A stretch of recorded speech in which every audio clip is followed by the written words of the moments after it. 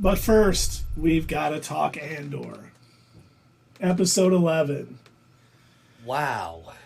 Such a good episode. I know I say that like every time that we talk about this series, but it is so good. Oh my goodness. A lot of things happened that I didn't expect. It set up a lot of things that I didn't really think that it was going to go there. It continues to get better and better and prove that like you can have an awesome I have to say Star I'm Wars back, show. and I Oh just hey, wanna welcome do back, this. buddy. You love Star Wars? Numbers. That means a symbol. You guys try to guess it. All right, that was a symbol, huh? You didn't know we were getting puzzles tonight. I did not know that. You know what? How many infinity gems for puzzles? Like I said, he's definitely feeling better. Well, that's good. Shoot, that's awesome. To have the youthful vigor that makes you like immediately be able to get over sickness instead of having a horrid cough for a week and then the terrible crappy throat that I'm still stuck with from being sick last week. And yeah, as you can tell by my voice, I feel better, but I just cannot talk to save my life, which is probably going to make everybody happy on the stream. Oh man, you know what? I bet we're gonna have a lot of song requests. But wow, we immediately went into a tangent time. We did. Wow. So that's got to be a record for us. Let's get back on track. Get back on track. Let's talk Andor, episode 11. Gentlemen, what did you think? Go ahead, Doug. You were already halfway into your sentence when all that they're giving a puzzle happened. Oh Yeah. Excuse me. Sorry about that. Boy, I guess I need some more blue milk. This this stream is brought to you by Hall's Mentaliptus. Right.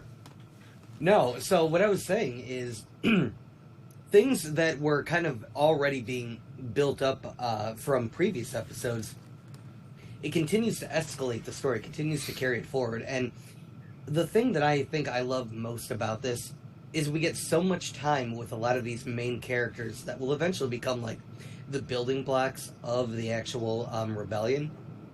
And we get to see on different planets, you know, like how different people are like dealing with this. And I think that was one of my, you guys both know, and I'm sure a lot of our longtime fans know, I wasn't always the biggest fan of the Rebels animated series. I like some of the episodes. It isn't terrible, and there are definitely worse shows out there, but one of my chief complaints was so much of it seemed to focus on the one planet that Ezra came from, and how so much rebel activity was around that one individual planet. And I'm glad that Andor is taking the opportunity to show all of these other people, and they don't feel the need to stick Jedi in there either. Like, you can have good Star Wars without Jedi, even though the current rumor going around the internet is that Luthen is secretly a Jedi. See, I don't think so. It's funny because there was another. We might as well just go straight into freaking tangent time here, because there was a rumor, which I read before in the show, in the showrunner. I can't remember his name right now. He said that is not true. We are not that nihilistic. I didn't think so. The rumor. I chuckled when I read that. Did you see what the rumor was? Oh no! Oh, you're talking about something different? Yeah. This okay. isn't about Luthen being a Jedi. This is, someone had a theory on Reddit that what they were doing in that prison was putting those things together, and then another floor was taking them back apart. Oh my god! And then putting them together and taking them apart. And he's like, no, no, we wouldn't do that. He goes, think about it. The Empire has a lot of building to do. They need ships. They're building the Death Star. They need a lot of parts. They would not waste prison labor. Keep them busy. Right. They wouldn't waste prison labor on just something just to keep them busy. They've got enough to do. But I read that. I was like, oh my God, that would be sick and wrong if that's what they were doing. Like, I could see a truly evil thing, like it. If you had an empire where they weren't in like this constant phase of, oh my god, we got to keep these planets in check. We got to deal with this rebellion. We've got to build a giant space station that can obliterate a planet. Like, if they weren't constantly struggling to, as as the discussion went between Andor and what's his name in the prison that couldn't swim? Snoke? Yeah.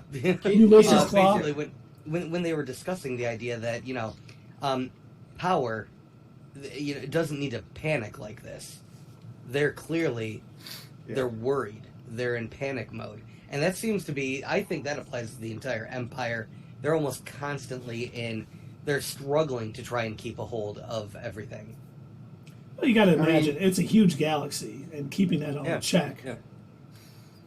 And, at the end there, when Luthen was flying away and he was in the tractor beam, and he got away, see the way the guy acted once he got away? He's just kind of shaking his head. Had he not, obviously he wasn't as big of a catch as, like, Darth Vader was looking for. But say he was looking for it from Darth Vader would just, snap his neck the next time he saw him for letting him get away. You failed me for the last time. Yep, done. Well, and speaking, I think we see in this episode is that all of these pieces seem to be coming into place for this grand reunion at Cassian's mother's funeral. Yep. And I wonder if what happened there, because it's got to be reported. Me and Doug were kind of talking about this at one point, whether this captain would report it. I think he has to, because damage was done to the ship. And I wonder if, because I think we're going to see a couple curveballs in Wednesday's episode. I don't think we're really going to be able to predict what's going to happen. And I think that the ISB may think that was Cassian in that ship. And that may throw them off of going to Ferrix. And maybe he can get there and at least see his mother or say goodbye. Or they're all going to be waiting for him, and he's going to be captured at the end of this episode. And basically we'll start season 2. Cliffhanger. Yeah. Yeah. My question was, like, they're still having this service for his mom, and in the episode, who's that guy who's watching the robot now? Is that his uncle or something? I don't think it's his friend, because remember, he was the one who was going, remember, I came to your place last night, and we were going to go out, but we didn't, and I slept on your couch. So I think they're just friends. Yeah, more like that. But he was like, she's in the stone now. So they've already put, melted her ashes with stone. And what is the ceremony? Is that where they find her, the wall, like he said? Yeah, I think they find a place to put the brick. But the ceremony is in that one spot that it was earlier in the season. I'm taking it. Oh, when they were wheeling the body? No, I don't think so. No. So they already had that then. Yeah. Because, if that means, then that means there's no funeral. Keith said the funeral's next week. Well, not the funeral, but the wall picking day. Yes. Whatever they're going to call it. Ceremony, remembrance. Whatever the ceremony is. Yeah. You remember, like they showed for Tim, when they took Tim. Oh wait, they didn't do that. Oh. And did you see Bix? Oh, by the way, let me finish the topic before I move on. You can probably take tangent time off. We're back on the show. Don't tell me what to do.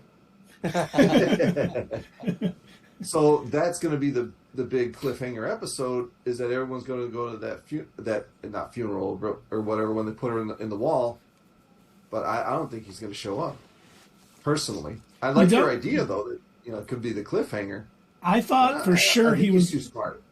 He is too smart, but that's I think why when his buddy at the other planet, when he said, I think we should go our separate ways because everyone needs to know about it. And he was like, yep, we definitely need to. Because I think he's planning on going back.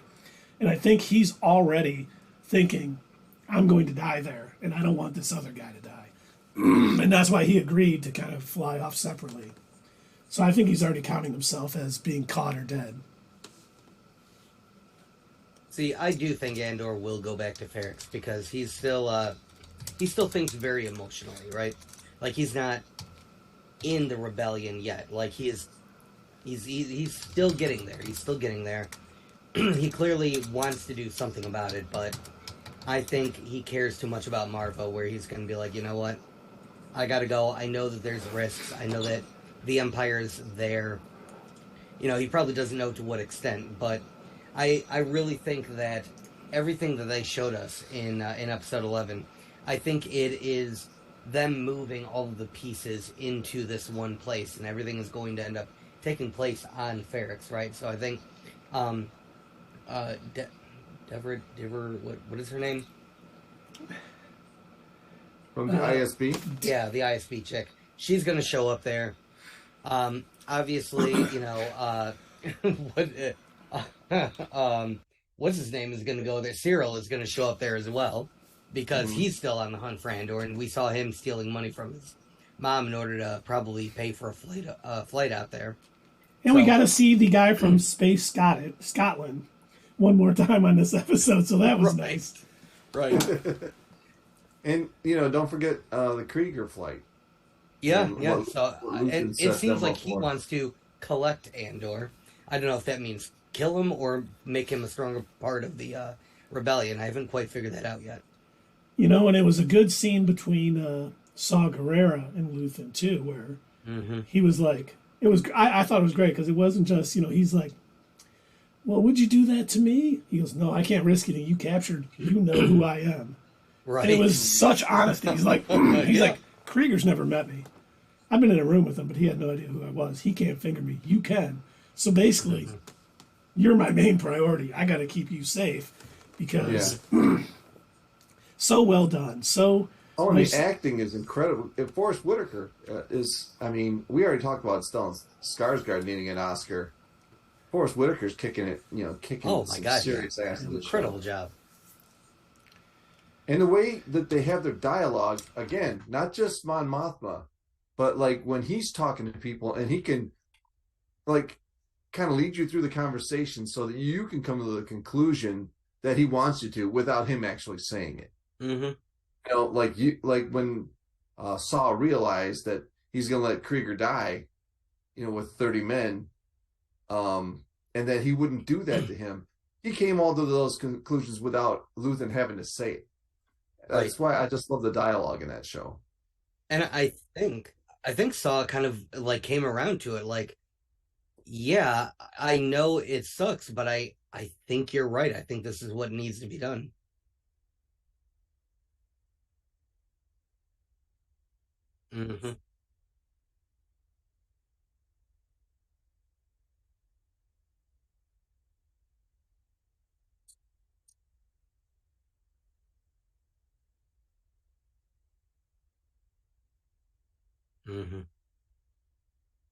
Well, we certainly didn't see him in Rogue One, so. Keith, you're muted. You're right. I was coughing, so I muted it on OBS. But yeah, I do see, him being one of the main guys for getting the rebellion going, but he's not going to get any credit. Absolutely.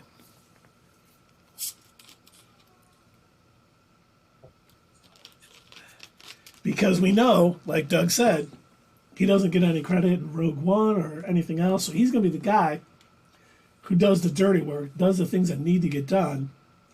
But they're going to be like, he's not the guy. He's the guy who let 30 people die to keep a mole in the ISB. Like Luke Skywalker and them wouldn't do that. They would go find a way to rescue them and do that. And it's great because this guy's a huge part of it. And they did a good job of writing him so that you won't be like, why didn't they mention him after this? No, this is totally becoming like the Dark Knight, where we're getting, Commissioner Gordon's speech of, he's the hero that the galaxy deserves, just not the one that it needs right now.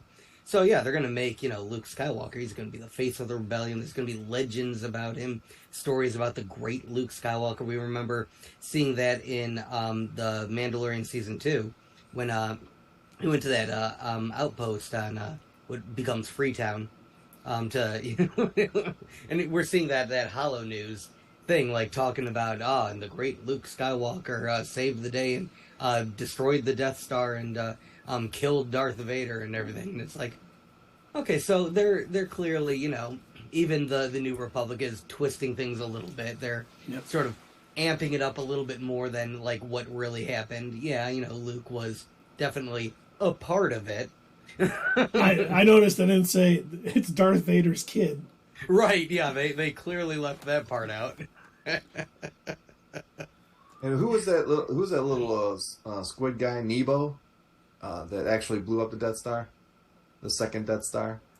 Oh, it was, what was that? Lando and Nub Nub, or... Yeah, that's what I'm saying. What's his name? I can't think of his name now. He's I not thought it was important. Nebo or something. It's something really simple. He's the one who pressed the button to fire, though. So Right, he, yeah, exactly. He did it. Good for him. That's what's funny about this whole thing is, like, you know, that's basically what's happening. We're watching this play out because we know what happens in episodes 4, 5, and 6, right? So we know that, you know, once the rebellion kicks off, obviously the face of it becomes the Skywalkers. Yeah. And, you know, we don't ever hear about the sacrifice of Cassian Andor or Luthen or anything like that. Or Nub Nub. Or Nub Or any of the... Chewbacca doesn't get a medal until episode 9. None of the Ewoks are ever mentioned. You know, you don't... Hey, Cricket really did a great job. Right, yeah. Mon Mothma does mention them. She says a bunch of, you know... Or she say a bunch? What does she say? That several Bothans lost their lives to them to get the plans for the second Death Star. Yep. Yeah. Many I think it was Bothans. Many Bothans. Yeah, she didn't give a number. It was just like many. Yeah. I think, who was it? Like, either Star Wars, or either Family Guy or Robot Chicken made fun of that. And they're like, yeah, there's a guy named Manny Bothans.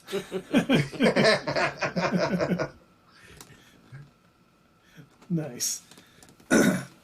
But yeah, that's you know, clearly we remember from Rogue One where Cassian Andor, you know, like our first time seeing him in that movie, he's you know, he finally decides, he makes a quick decision to shoot one of the other rebels because he can't afford the guy to get caught. That's the first time we're actually introduced to more of the, oh, there's clearly some dirty stuff that needs to happen to make this rebellion actually work. And we know that Luthen clearly does the same thing. And so obviously he's probably going to end up being, you know, a main, I guess, influence, training for Cassian. Yeah, you know, history is written by the winners. So, of course, they're not going to talk about the evil stuff they did to get to their place, or the less glorious. You know, they're going to talk about, and Luke Skywalker killed an evil Jedi who murdered thousands. And here's a clip of him murdering younglings at the Jedi Academy. Thank you, Luke Skywalker. Did you know that he was Luke Skywalker's father? Yeah. Also, Leia is Luke Skywalker's sister. They totally made out. And that's as far as we know it went. we don't know anything else for sure. We don't want to know anymore. we oh Lord, could you imagine if there was like a cut scene from like episode 5 or something, or Yeah, no. God. But we do have the season finale coming up in 3 days. Wednesday will be, and just so everybody knows, we're not going to be streaming Thursday night this week. We will be back to Wednesday for a one-night special engagement. Pre-Thanksgiving, we'll be talking Andor season finale, hopefully playing a little Gotham Knights or Guardians of the Galaxy. But do you gentlemen have any predictions for the finale? Oh, I have several predictions. Dave, do you have any? I don't like to make predictions. I think it's going to be a big hee-haw. Or I think they're all going to converge like you say, but I don't know who comes out on. That's about all I can think of. I don't want to think of any special angles. I like being surprised by this show. It's been amazing. Oh yeah, I've been amazed too. I want to take a minute to go back to what I was talking about, where I think everybody is going to converge on Ferrix. I was mentioning this to Keith, and this, feel free to get ready to reel me in if you think this is going too far. But I made silver lining. Got your silver lining ready?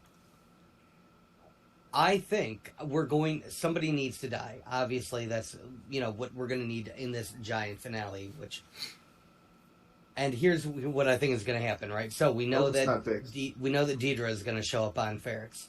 because she's looking for Cassian. And she thinks he's going to show up because Marva died. We know that Cyril is going to Ferrix because he's also looking for Andor. We know that Luthen is probably also going to show up looking for Andor. We know that... Wait, do you think Luthen is going to show up? Because he already has people there looking for him. I think he is, because he knows that what's-her-name is there to kill him. So you think he's going to go there to try to stop it? I think so. I think he's changed his mind. I think he wants to actually collect Cassian and make him a larger part of the rebellion. Because he's got two choices. He can either... and we heard basically the way that he goes about his decision-making with Saw. It's either, if you've seen me and you know who I am, you can either die or you can be a stronger part of the rebellion and I'll save you. So, like, he's going to keep Saw because Saw can point him out. Saw, like you mentioned before, Saw knows who he is. Saw can point the finger at him. But also, Saw is still useful to the rebellion, and Luthen knows this. And I think he sees something in Andor. He knows that Andor is still useful to the rebellion, but he could probably still point a finger at him. I like that because we did see at the end of, or during this episode, that they were showing Krieger to Bix and saying, is this the guy who came to your planet or you did trades with? So you're right. He's going to know that if Cassian gets captured, he can point out Luthen. I like that. Exactly. I didn't even think of that angle. That's...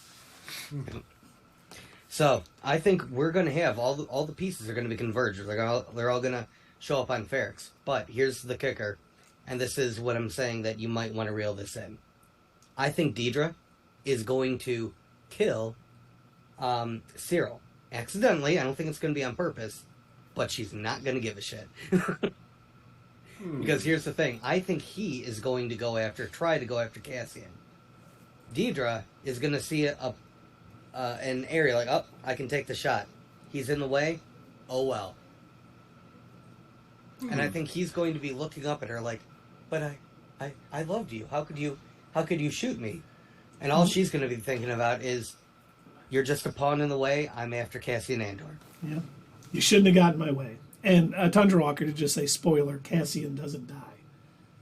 Yeah, that's true. No, yeah, obviously. Spoiler.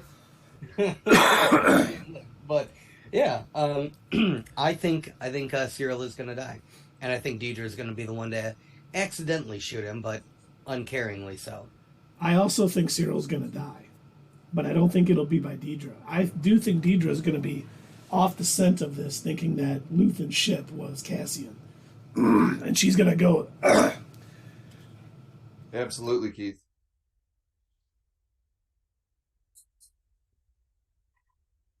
Maybe that should be water.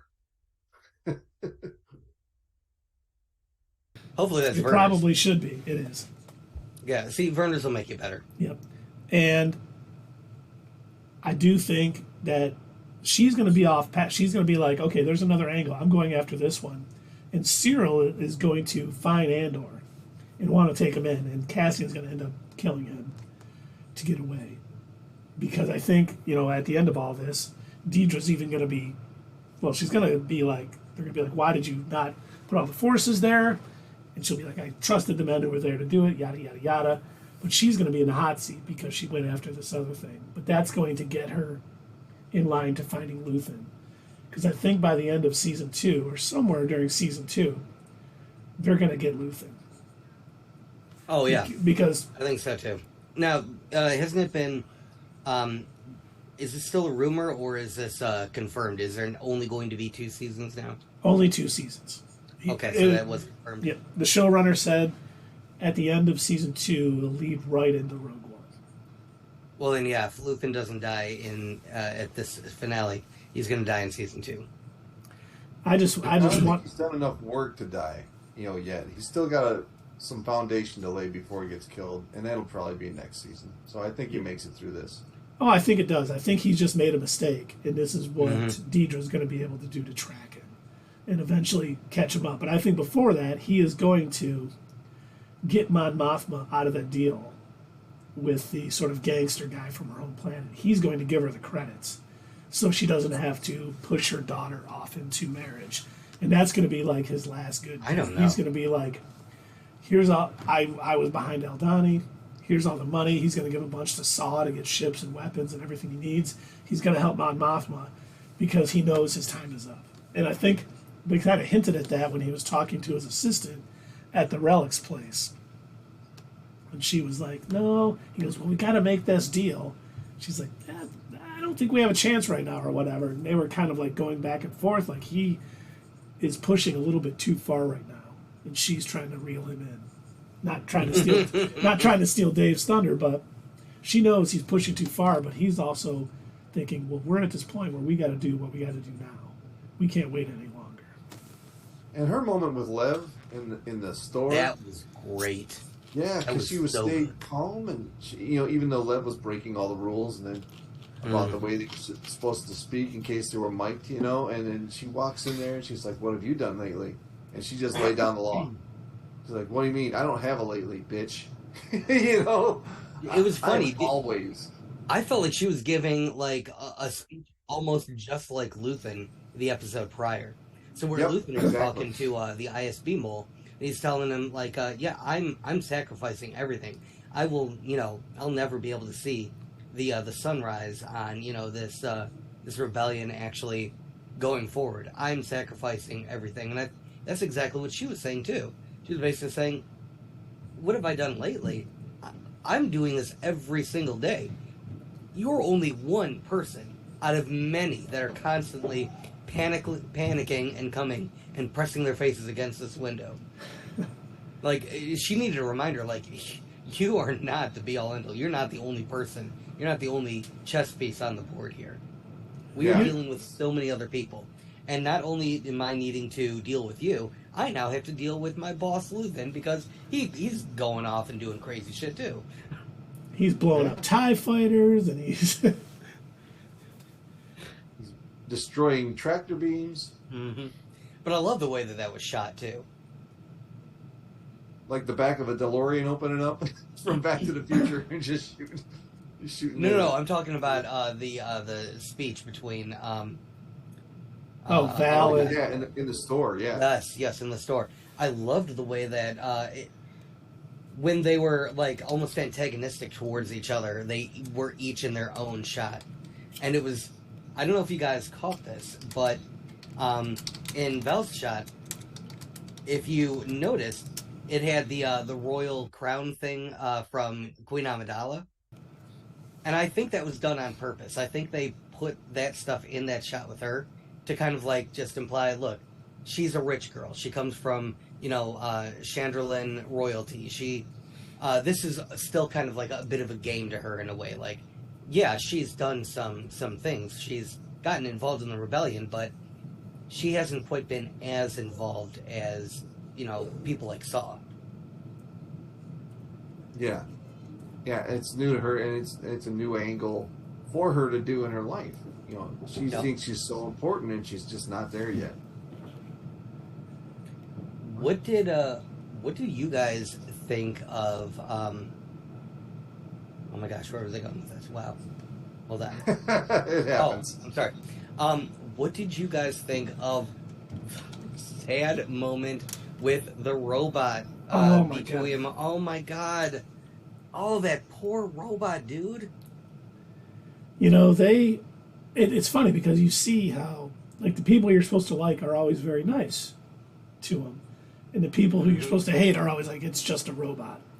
But they've done it so subtly. It's so nice. And you just feel sorry. It's like, you've been charging all day. Okay. All right, we have to go. No. I want to stay and wait for Marva. Like, dude, do you not understand? He's like a child. Like, you had to explain to him like a child. Like, she's a human, bro. She died. No. Just giving him that stutter makes him so much more easy to have sympathy for too. Mm-hmm. Just stay one more night. Okay, but I gotta get up early. Oh my gosh! Like, normally a lot of the robots can be kind of annoying in Star Wars. Like, I have never liked a C-3PO. That droid is always bugged the hell out of me. So you're Han Especially Solo. in episode 4, he was a total dick to R2. Like, well, I'm going to wander Tatooine on my own. Goodbye. Aha. I know R2's trying to save the friggin' galaxy. I know 6 million forms of communication. Why would Lottie we force freaking them? da. Doug would be the one saying, "Put some pep in your step, goldenrod, or you're going to be a permanent resident."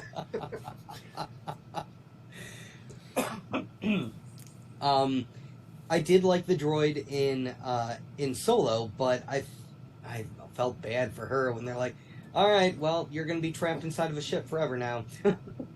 Now, what about Chopper? I think Chopper has more kills than anyone else in the Dude. Star Wars universe from Rebels. He Chopper does. He is does. a Somebody different added breed. that up and made a video about it, and yeah, I watched it. And I'm like, holy shit, he's a serial killer. Chopper don't care, man. He don't care. No. They're going to show. It hasn't been. This is a spoiler, and I'm sorry to do this to everybody, but I did find out that Chopper belonged to Luthen. I can see No way. You've Just done murder. well, but you could kill more. Right. If they're part of the Empire, you kill them. You don't give them any. If they tell you to set phasers to stun, don't. If they stun us, we kill them. If they kill us, Oh, so I I, like told, how- I told you guys that I went back and I watched a couple of episodes of Rebels, right? Yeah. So I watched the episode where Mon Mothma gives her speech and she needs to be saved, and I also watched the episode with Leia. I watched those 2 episodes. Oh, well, first off, I started watching the Mon Mothma one, and then they had referenced Leia. They had referenced the one like, oh, well, we don't want a repeat of what happened with that Alderaanian princess. I'm like, oh shit, I need to go back and watch that episode. So going back and watching those, and at one point they in the Leia episode, they had captured some stormtroopers. It was actually Ezra and what's his name, Jedi guy, Kanan. Kanan. Yeah, it was Ezra and Kanan, and so the stormtroopers are all looking at each other like, oh wow, they're taking prisoners now. Like, it was so surprising to them because they know that the rebels never take prisoners. They're always shooting to kill. And I remember I brought this up like a while ago. I had noticed that when it comes to Star Wars media, when it comes to like TV shows or cartoons or whatever, that seems to always be the case. The rebels are always killing. The Empire is always stunning. Yeah, and the Empire has, prison ships and prison Yeah. cells, which like they on the Death Star where they kept Princess Leia. Yeah, Mhm. Rebels just like they don't have enough room. I guess they don't have anywhere to put these people if they do capture them. Mm-hmm. well, that's right. They don't have. The rebels don't have prison ships and everything else. They got to do what they got to do. Yeah, And- they've got hard-working Alderaanians that are building their Death Stars, not prisoners. It's not That's right. prison labor.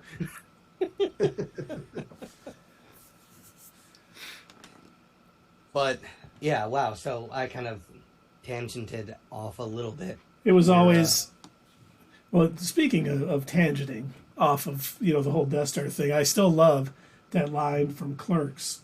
It might have been Clerks too, where he's like, "Do you know that first Death Star blowing up? Yeah, totally get it. They're destroying planets with it." He's like, "That second one, it wasn't finished yet. You know how many like construction workers and plumbers and stuff Yeah. are on that they just murdered?" He goes, "I'm not cool with that. No, I'm not cool with that at all." There was a College Humor video called Stormtrooper 9/11, and they were all sitting around in a bar like, yeah, man, there's a lot of good guys that we lost. Never forget, guys. That was a rough day. Yeah, a guy that I was in basic training with, lost him on that Death Star. Those terrorists. 5/25/77, right? Never forget. Well, Tundra Walker says, "To me, the show has made the whole rebellion seem even more improbable. How so?" Yeah, I'm curious. Fantastic. How so too? Here's Just what I trying to think control chaos. While we're waiting for him to answer, here's what I think it actually does do. It fixes a plot hole that was opened up to me in Rebels. where it seemed like I couldn't understand how the Empire existed for as long as it did. They always seemed very incompetent. I can't tell you how many times the main characters would knock out stormtroopers, steal their costumes, and save the day. You know, I mean, like, they were constantly beating the Empire. In, well, how many? There was like 6 seasons of this show? Spanning 5. over 4 seasons. I think 5. 5 seasons of it? Still, like, to me, like, every time they were easily beating the Empire, and especially all of the what do you call them? The spinning lightsaber, helicopter lightsabers. The Inquisitors. Grievous. Yeah. Huh? Grievous, the guy who used those. No, he's talking about the Inquisitors, No, the and Inquisitors. Rebels. How easily they were able to beat them, too. Like, it seemed like the Empire was incompetent. Andor, I think, is fixing that. The Empire actually seems a lot less incompetent. They seem kind of like to turn their nose up at things, like when Cassian makes that statement, like they wouldn't expect me. They would never see a person like me breaking into their place and stealing their things. Like that, I get, where they might think that they're above it all, but they are not unintelligent. When you see people like Deidre that are actually working their ass off, trying to figure this shit out, and she's putting the pieces together, that is the Empire that I can understand is actually where the rebellion is actually struggling to fight against them and having to fight and play dirty. And Tundra Walker said, yeah, I mean, where do they get the manufacturing power? They've got a Tesla plant versus the combined might of Ford, Chevy, Dodge, Toyota, Nissan, Hyundai, and so on. Well, that's because they're willing to do things. Yeah, or buying it from crooked dealers saying, hey, how many of those ships can I buy off you off the record? We'll pay you extra. Also, wasn't it the Mon Calamari? Weren't they building ships for the rebellion too? They were, yes. That's what I thought. They probably had to do it like undercover, but yeah, they were known for their shipbuilding skills. Yeah, and you got to imagine, anyone who the Empire's coming in, stealing all of their resources from their planet and making them do all this manufacturing work and then not giving them anything, they're going to help the rebels because they want the Republic back, where they were making good money and have a good life and not, this dictatorship where they come in and take what they want and sayonara. What was that species that was on the beach there when they were running to the ship? Was that 2 different... I think it was 2 different species, but they were both great. Yeah, they were just hanging out, and then one's the lizard guy with the big neck. There they come, 2Z2. Yeah, that was... And that was great because that was the first time in the show, I think it wasn't really a human that was talking to him. Mm-hmm. So they're including the rest of the universe. I thought that was pretty cool. Finally, yeah. And they're showing, we'll take you somewhere else. We don't like these guys anyway. They're killing all of our water here and yada, yada, yada. Sierra, you might have to wait until Wednesday. Keith's got sore throat. Yeah, I'm getting over a cold, so I don't think... Yeah, no, that's not going to work. No, that's not going to work. So we owe you... He'll do a free one. Yeah, we owe you a Gilbert Godfrey. So hopefully my voice is back. Wait. That's not fair. That's 1,000 points. That means you don't get the free Gilbert on Wednesday, though, if I do that. Oh, don't try to talk her out of it. She made her choice. Which, once again, I don't see Dadpool hanging up. Yet, I see Captain Keith behind me. I heard that. Did it fall down again? Well. I heard that I've got something coming in the mail. I'm You do, sir. Yes, I just gave her your address so that you could take it. I've got 5 minutes now. So, do we have any more what's next to seize for Andor? I don't have anything coming. How's that? That's excellent. It's beautiful. There we go. But now everyone can see. Is that good for you? All right. So there's no what's next for me. What's the next topic, Keith? What do you want to move on to? Well, what do you want to talk casting news for the MCU? Do you want to talk the unfortunate passings? Let's do the news. real quick, we'll kind of sandwich it. We have our fun stuff with Andor, a little bit of sadness, and then we'll sandwich it with some more fun stuff. We do So we have don't some end on a sadness. depressing note. Some people considered him, I'll let Keith make the announcement, but some people considered him to be the best Batman. Well, I think a lot of people think that way. And, you know, what we're talking about is the passing of Kevin Conroy, the Batman voice from not only Batman the Animated Series, but Justice League, Justice League Unlimited, tons of movies. The Arkham video games. Yeah, the Arkham video games. I mean, even the best thing about Batman the Animated Show is we got Mark Hamill's Joker and Kevin Conroy's Batman. They just were so good together. They really were. And it's funny how often you would see video clips of Kevin Conroy. He went to so many Comic-Cons. He loved playing the character. He even reprised the role of Bruce Wayne in the Crisis on Infinite Earth's crossover thing with The Flash that I didn't watch the whole thing because that show is terrible. Unfortunately, I did watch the whole thing, and he was good in it. Batwoman, and Yes. I'm a glutton for punishment. I don't know if I've told you guys this yet, but I've seen all 4 episodes of Titans this season too. Oh, you poor man. Yeah, I'm not a very bright man, but that's redundant. But one of the things that I used to love whenever he would show up to these Comic-Cons is people would always ask him, do the line from The Killing Joke, do the line from The Killing Joke, because he'd always appear there with Mark Hamill. And they would always oblige the fans, and him and Mark would read the lines from The Killing Joke. And so Mark would read the lines from the Joker, Kevin Conroy would read the lines from Batman. It got to the point where they were doing this so often, they knew the lines so well, that some producers at Warner were like, shit, we got to make a movie with these two guys. And while it wasn't the greatest adaptation, it was very difficult to take that graphic novel and try and transform it into a film.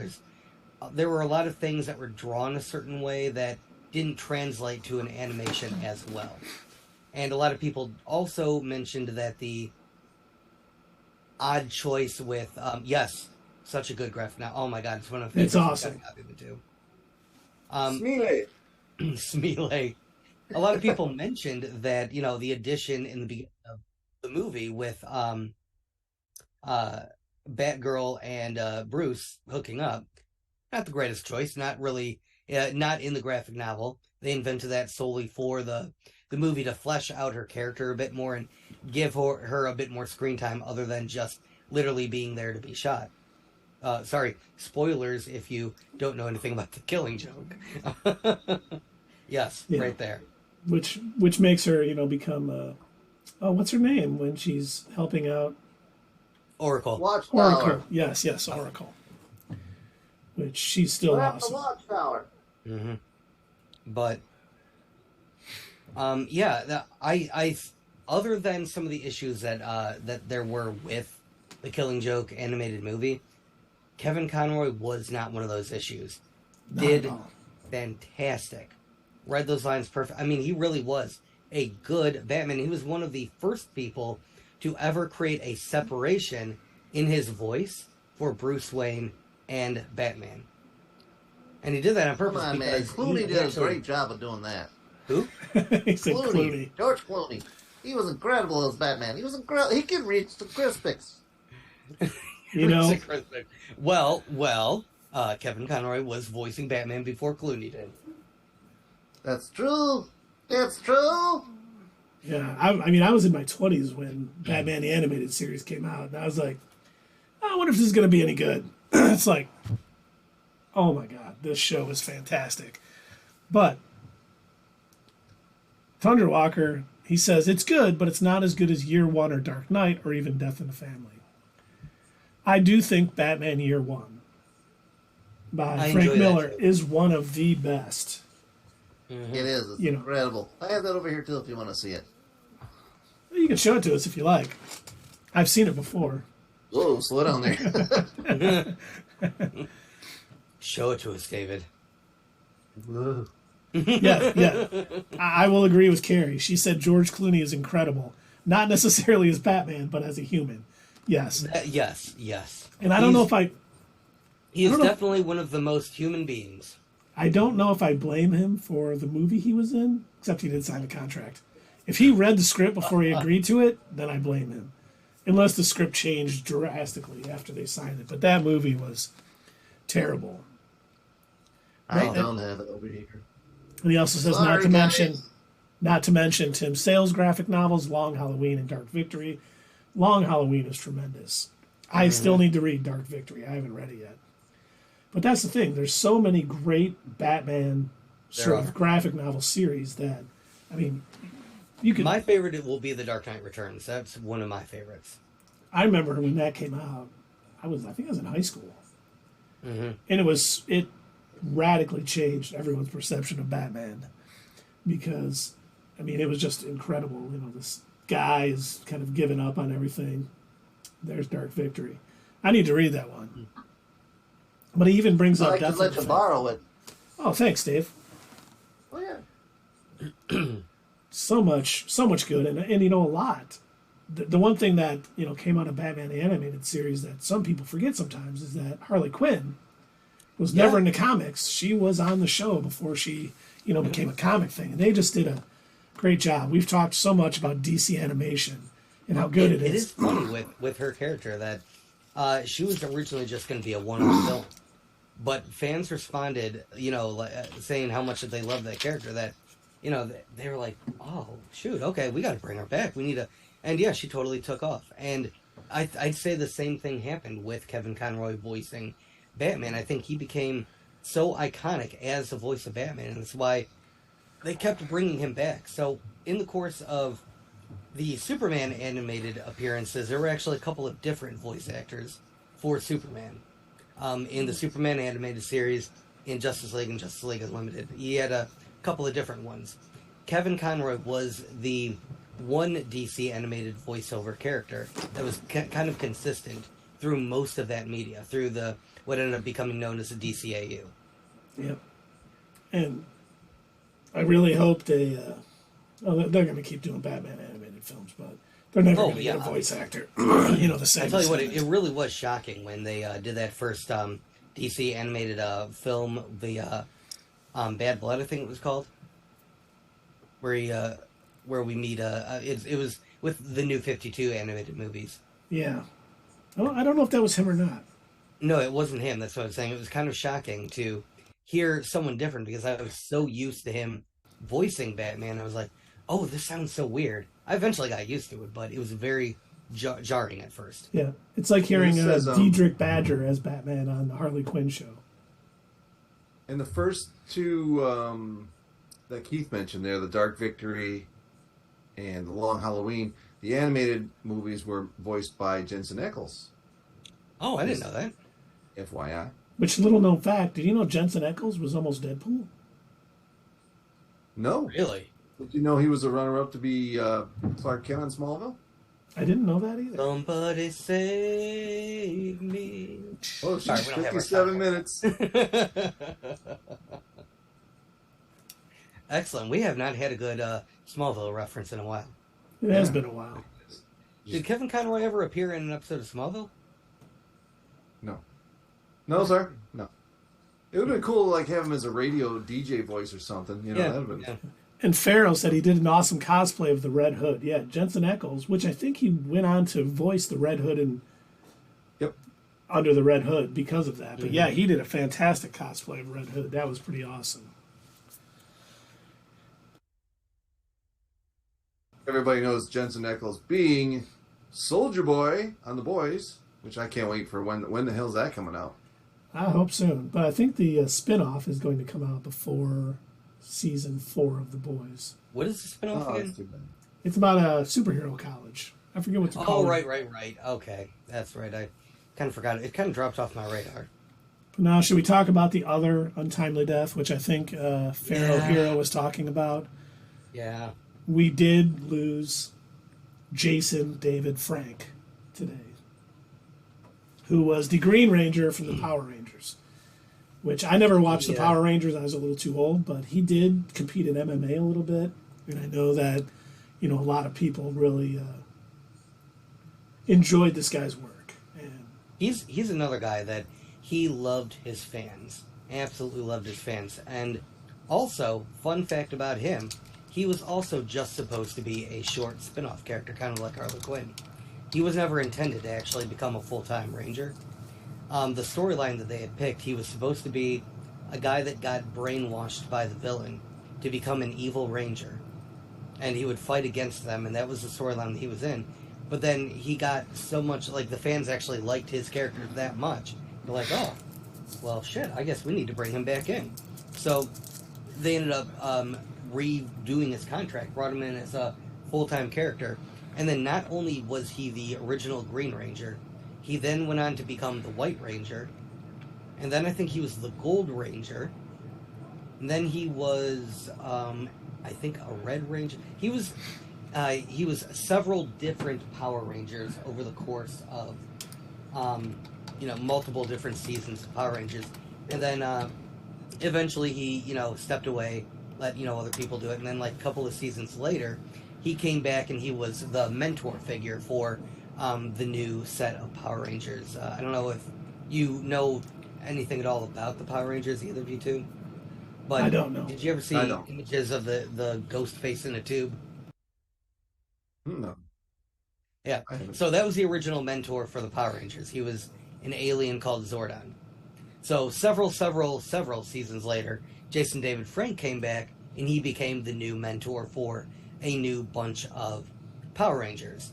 And then also ended up like, I guess somehow he still had some morphing power left. And in order to save his students, he ended up morphing one last time. It was pretty cool. Pharaoh had something to you, Doug. What's that? Pharaoh had something to say to you. He has returned to the morphing grid with his brother and the old Yellow Ranger. Yeah, oh my gosh, the Yellow Ranger who died in 2001 in a car accident. I'm gonna mispronounce her name. It was like Tui Tang, I think. I think that was her name. I'm probably totally butchering that name. But yeah, very sad that she passed away very young too. Jason David Frank passed away. He was 49. And I believe she was in her 20s when she passed away. Oh, wow. Yeah. But yeah, very sad that they've both passed. One more thing that I want to say about Jason David Frank. Because he loved the character of the Power Ranger that he played so much, he ended up pushing for this whole like graphic novel series to come out. And Dave, you're gonna love this. It took place in a multiverse. Oh yeah, that's great. there was a whole Power Ranger multiverse, and there was a variant of Tommy, the Green Ranger, who never broke out of the spell from the evil witch who corrupted him, and he ended up absorbing all the powers of like other Power Rangers and became like this huge galactic overlord, and was basically conquering galaxy after galaxy. And then he decided after he had done it, he's like, well, I'm bored. I'm going to go and see if I can start killing the other Tommies who aren't evil. What's his name? Drakon? Yeah. Drakon? Yep. Drakon. Did you look that up? No, Pharaoh put it in there. Yeah. Yes, Lord Drakon, yeah. Oh, man. He, very good comic series. I enjoyed it, and I think they ended up making a tabletop game about that graphic novel. I don't know which came out first, whether it was the graphic novel or the tabletop game, but they made this whole like RPG game about the storyline too. It was very cool. And also he had a cameo in the more recent Power Rangers movie. Did we go see that? We did not. We didn't? Okay, I couldn't remember if we did or not. I don't think I've ever seen an episode or anything on the Power Rangers. I just knew it existed. Yeah, I've seen clips, but I was still around that age where I was like just getting past where some people my age weren't really watching Power Rangers, but still were. Like, it came out, I want to say in the mid-90s. And so I was watching some of it. And the one thing that I will remember is there was a season finale of Power Rangers that was supposed to be coming on, and I had a soccer game, and I told my mom that I wasn't feeling good and couldn't go to the soccer game, so I could stay at home and watch an episode of Power Rangers. Wait, that's nice. And it says, Farrell says he's such a cool design because he fused the green and white along with the enhanced green armor. His suit is amazing looking. He also is in battle for the grid in the fighting game. Oh, wait, there's a Power Rangers fighting game? Oh, there's a couple of them, yeah. Oh, I never knew that. Well, definitely is very sad news. I mean, he's younger than I am, so you never want to hear that. Yeah, he was showing up at a lot of the different cons.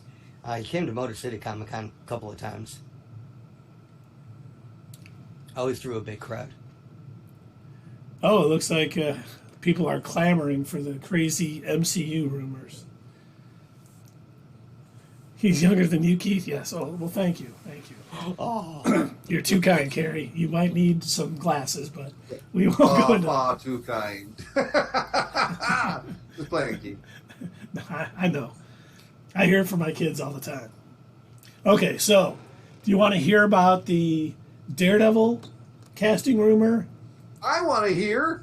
I want to hear too. Or Deadpool. But I will be right back. You guys go ahead. You get started. You start talking about it. I'm running. Oh, he's out of milk.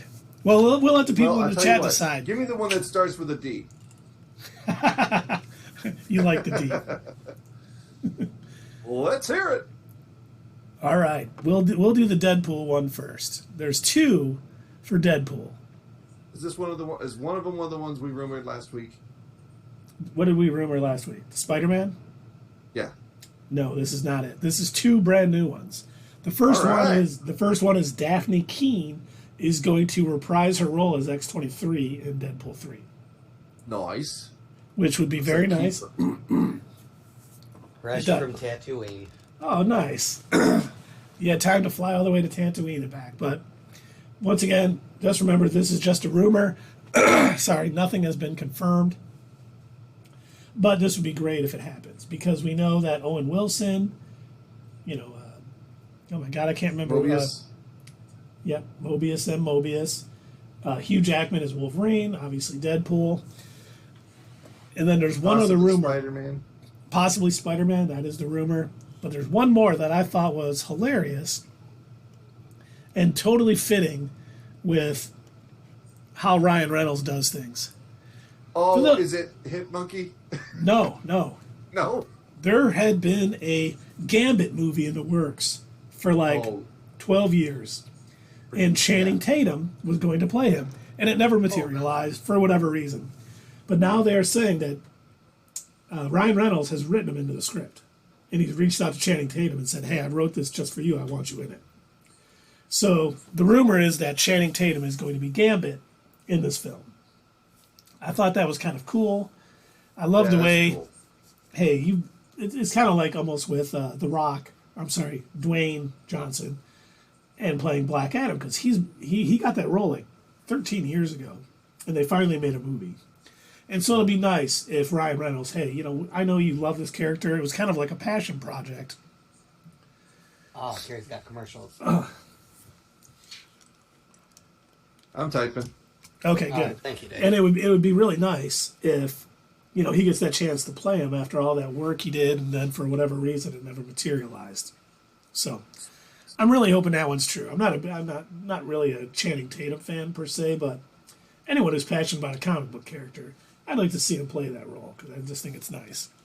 As long as he's able to pull off the Louisiana accent, the Cajun accent. Supposedly he has some Cajun in him. Okay. Whoa.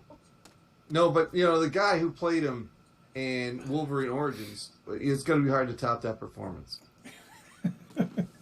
Can we mute Dave? Okay, Dave. Right. Well, that's going to be a character-packed movie. I hope they don't overdo it. Yeah. If you get too many, it could definitely hurt the movie. But as long as they write it right and kind of be, and I trust Ryan. Ryan Reynolds is always really good about. Yeah, thank you. Cage is, when he's like, we're taking you back to the mansion. Wait, is it Stewart or McAvoy who's Professor X in this universe? Yeah, I love it. And you know what? I did read an article. Maybe you could tell me. I don't. Obviously, I think it was Murphy's Universe, but Multiverse, whatever that page's name. It said Ryan Reynolds doesn't want to do any more Deadpool after this. Is that correct? Did you read that too? I did not read that. Because I heard Ryan Reynolds say he could play Deadpool the rest of his life and he would be happy. So when I saw that article in a trusted source, it didn't seem right to me. Yeah, that's kind of weird because he he wanted to play Deadpool for so long, got to play a version of Deadpool that was terrible, and ended up having to push to release that animated preview in order to get it done the right way. I can't see him suddenly deciding after like 3, I'm done with the character. Right, exactly. Yeah. Yeah, especially now that it's we're gonna get Deadpool in the MCU. You think he'd be jumping at that chance? Like, I need to expand Deadpool into the Marvel Cinematic Multiverse. They could have the rest of the characters in the MCU play the straight guy, and he could be the the comic relief in every scene, and it would work. It's basically how it is in the comics. Yep. Mm-hmm. Shut up, Deadpool. Yeah. But wait, hold on a second. He's probably calling James Gunn right now. Hey, can I work Deadpool into the DCU? Yeah. We have crossover. Oh, God. Those two could make it work. All right. Who is ready for the final casting rumor of the night? This one kind of shocked me. I'm not ready. Keith. Drink some milk. Absolutely. Okay, I'm ready. And the rumor is that, what's her name? Jenna Ortega, who plays Wednesdays on the Wednesday series from Tim Burton, is going to play the White Tiger in Daredevil Born Again. For those of you who are familiar with, the Spider-Man animated series on Disney, White Tiger is basically almost like Vixen, but she only gets the strength and speed of the White Tiger. And I kind of like that. Jenna Ortega has been rumored for a lot of big roles. She's a very good young actress, and I definitely hope that happens. We got 18 episodes, in the first season of Born Again, so they may have a lot of stuff to fill. With the Punisher, bringing in White Tiger, this may be a nice little space to kind of bring in some new characters also, have them integrate with Deadpool or Daredevil a little bit. And I did hear that Daredevil Born Again is going to be TVMA, much like the Netflix series. I hope that is true. Good. That means a little bit more graphic, a little bit more fight. Maybe they will get Bullseye on there. It's 18 episodes. We don't know much about the casting, do we? Just know the main 2 characters. Yep. All that's been confirmed so far is Vincent D'Onofrio and Charlie Cox. But there's rumors that Foggy and isn't it supposed to come late 2024? Like 2024? Oh, geez. Yeah. 2 years, huh? Yeah, they got plenty of time to piece that together. Oh yeah. I'm about to bring up our favorite Marvel TV series, but Colleen Wing from Iron Fist. Did she ever go by any other name, or did she never have a code name? No, she's never went by any other name. Okay, I wasn't sure. Now you do know that Colleen Wing hinted that she's coming to the MCU as Iron Fist. Oh, I didn't know that. Now, once again, I don't know if this is something like where Chloe Bennett puts daisies in her shoes for Instagram pictures, so people start thinking that Quake is coming to the MCU. But she hinted at it, and a lot of people were like, we'd love to have her. So I don't know. She was a great actress. Yeah. She did a good job. She was one of the only decent parts of Iron Fist. And yes, White Tiger was great in Drake Bell's animated Spider-Man. So I hope this is true. I think Jenna Ortega is a fine young actress. So, they're bringing in a lot of young actors to carry the MCU for the next 10, 12 years. So we have not heard Ward at the end of it. We have not heard anything about Ward yet, but if we do, you will be the first to know, Miss Carey. I was going to make a comment about, keep an eye and follow his tweets, but Twitter might not be around for much longer. So, Yeah. How to drive a company into the ground within a couple months. But wait, he's a genius. Oh yeah, he's a genius. yeah, sure. Mm-hmm. I'll tell you what, guys. If I ever have a spare $44 billion, don't let me buy a social media company. All right, And then fire everyone who works there. and then run it into the ground. Hey, but that's a big tangent we're going on here. This isn't really our topic matter. Oh yeah, sorry about that. Must be the milk. Scott, don't ever blame the milk. Come on, dude. You know better than that. It's never the milk. We can go on tangent time if we want, because we're pretty much out of topics. Oh, all right. Okay. We were going to do Phase 4 rankings, but unfortunately, with all of the getting down with the sickness at my house, I was a little unprepared for today. So we will be doing that next Sunday. So we're going to be ranking all of Phase 4. That's shows, special presentations, and movies. Like, wait, what else is there? And if any of you haven't seen Werewolf by Night, what are you waiting for? And I'm talking to you, Sierra. Why haven't you watched it yet? He's specifically calling out one person. Wow. I'm calling out Sierra, but I don't think Carrie said she hadn't seen it yet either. Really? But I still know a lot of people that didn't trust it. You need to trust it. It was a really good performance. It was a really good show. Hey, it was great. And Carrie, I am going to need you to start getting into Star Wars stuff. That way, when we're spending an hour talking about Andor and the Mandalorian and stuff, you understand the awesomeness that we watched. How was the first couple episodes of Battlestar Galactica? Oh, he didn't watch it. She'll try. Okay, good. I'll remember. Just remember, Carrie, tell Danny that Andor is much like The Expanse, so he'll watch it with you. Because I think you guys will both really enjoy it. Because Andor it doesn't feel like Star Wars, per se. It has Star Wars references, but it's the least Star Wars-y of all the Star Wars stuff. Yeah, this could be in its own separate universe and still be a good show. Now say it like Andy Serkis as Gollum. We. Give me a That's the most Star Wars is. I love Star Wars is. It could be a good show, even if it was in the Lord of the Rings universe. I like the hang up is these darn kids who won't give me a minute alone. Just be careful, because now that I have a teenager in my house, she hides in her room for long periods of time and we don't see her. And it was funny. She was the only one who didn't get sick. Like, as soon as we started feeling ill, she just locked herself in her room. Yeah. She's like, send me food up to my room, or she'd sneak down after we went to bed and eat. She's the only one who didn't get sick. So smart. Yep. She's a smart one. That she is. Yes, Sierra. Yes, how about that? How about you watch that show I told you to watch like a month ago after tonight's broadcast? Oh, Dave, isn't Rick and Morty supposed to start back up tonight?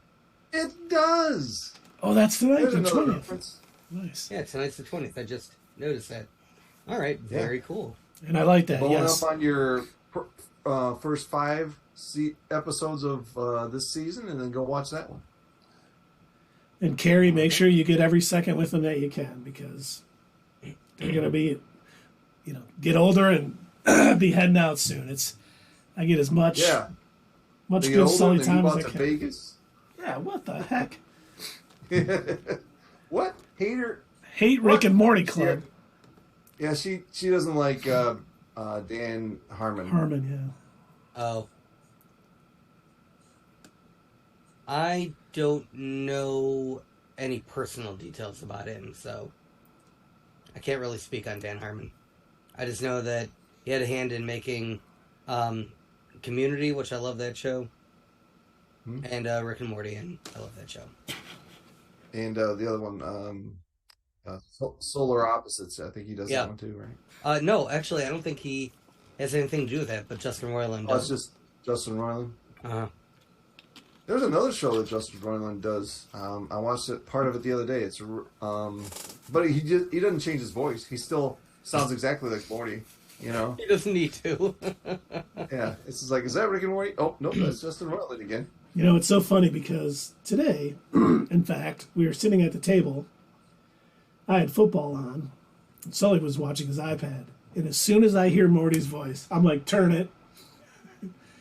Because people, you know, throw up tons of clips of Rick and Morty on YouTube. And as soon as I hear it, I'm like, turn it. He goes, oh. There was, oh my gosh, I cannot remember the name of the YouTuber. But he does a lot of, like, parody Star Wars things, but he does it in a very specific animation style. And it's usually, like, it looks like he's filming actual people, but then he puts, like, this filter on top of it that kind of makes it look like rotoscoping. It looks sort of like rotoscoping. Is sort of the animation style that it ends up achieving, just like a little bit worse. But he somehow got a hold of Justin Roiland, and he got him to voice the character of the droid that Luke picked up first before he got C-3PO. I think you sent that to us before. I might have, and it was so annoying. It was so irritating because he was just a depressed Morty. That was the voice that he chose. Yeah, it must be close to his regular talking voice. You know how Brian is basically Seth MacFarlane's voice? Yep. It's probably something pretty close. But yeah, the entirety of the thing was Luke was talking about, like, you know, you know how Altiz said Luke is the Jerry Stew of Star Wars, and he whines and then wants to just go on an adventure and then become a super powerful Jedi. So it was funny because they were still doing, like, the whole, oh, I wanted to go to Tashi Station for power converters, but then, like, compared to Justin Roiland being even more annoying, it's like, oh wow, Luke's tolerable. I didn't know that was possible. But is he more tolerable than Ezra Bridger? Ezra Bridger came along in later seasons. He was whiny in the first couple, but he kind of came into his own. Yeah, well, yeah, Luke calmed down too. Ezra Bridger eventually, like I said, I went back and I watched a couple of episodes of Rebels, and I'd say the last season of Rebels, I was able to tolerate Ezra when he got his hair cut. Yeah, when he cut his hair. It was like, when he cut his hair, he was a different Ezra, and he was a little bit easier to deal with. And I think my favorite episode with him, once he had changed a bit, was when he was helping to train what's her name with the Darksaber? Oh, Sabine. Sabine, yeah. That was my favorite episode with Ezra, just because he was finally using some of the training that he got from Kanan. And it was like, oh, okay, I can see how this could totally be a Jedi. Like, if he just is like this all the time. Well, and the rumor is that Sabine Wren, who we know is going to be in the Ahsoka series, may show up in The Mandalorian Season 3. Ooh, that'd be cool. I hope that's true, yes. Who on that show would know her? On The Mandalorian, Bo-Katan. Yeah. Huh? Bo-Katan. Bo-Katan. I guess so, yeah. She did give her the Darksaber. I was trying to maybe Fennec Shan, too. That could be. Possibly. Yeah, she wasn't trapped in a Sarlacc's stomach or anything.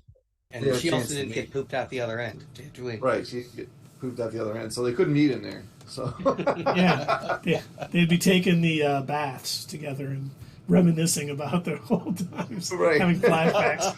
Where are you going tonight? Yeah, I'm going to the Sarlacc pit, man. It sounds like a fun place. Oh, is that the hot new club, the Sarlacc pit? No. The Bacta tank. Tell you what, it's not as fun as it sounds. Okay, don't go to the Sarlacc. You'll spend a lot of time in Bacta after that. God, whenever, like, before the Book of Boba Fett series, I think most of the fandom was imagining that little skit that Robot Chicken did. They imagined that if he did ever escape, it would be like that skit. Where he's like, he's jetpacking out of the Sarlacc, and he's like, "What's up, bitches? That's right, Boba Fett's back. What? 2 lightsabers? Okay." All right. Flipping his gun around. Uh-oh. Is that a rocket? Bye-bye, Ewoks. You ever see the one where he meets the guy in the cantina bar for the first time? And he's like talking to him, and he's like, Luke doesn't understand him. He's like, "Well, I'm sorry." He goes like, "No, I'm not saying that. I'm just saying, hey, your hair looks nice," or something like that. And he goes yes. He doesn't like you. He goes, "No, I didn't say that. I didn't say that. I don't like you either." And then you find out that he's like an artist, and the hand he got cut off was like what he does. And that was at lunch. He goes back after lunch, and he can't draw because his artist arm's cut off. It's like terrible. God, that's some funny stuff. Robot Chicken is great. So good. Is that still on, or did that show get canceled?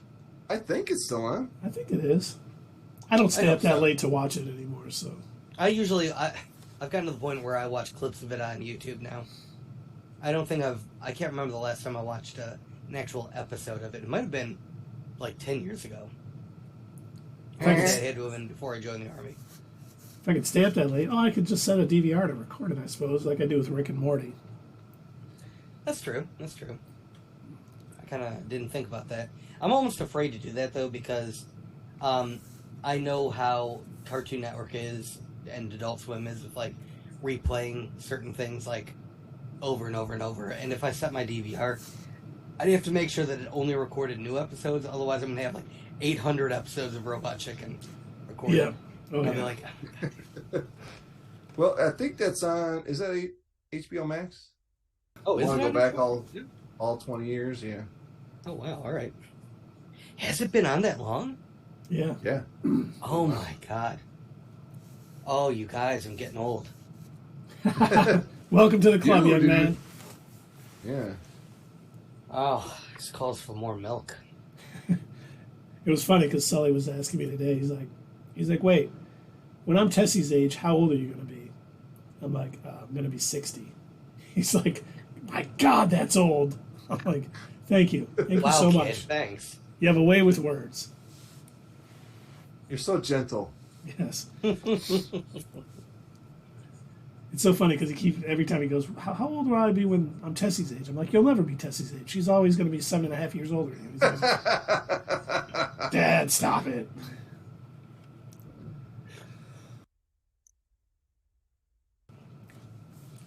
That's good. Good stuff. Well, I think that's all we got tonight. Kind of a shorter stream tonight. Probably a good thing. Get my voice back. Hopefully, remember everybody, we'll be back Wednesday. We'll be talking pre-Thanksgiving Andor finale. Maybe playing a little Gotham Knights. Maybe playing a little Guardians of the Galaxy. And we'll be back next Sunday. We'll be talking about the Guardians of the Galaxy holiday special. And we'll be giving our Phase 4 rankings. Now, do you guys... Remember when we did our most anticipated, we put all of our lists together and did the points? Should we do that for this, or should we just all have our own rankings? Or should we do it as a group?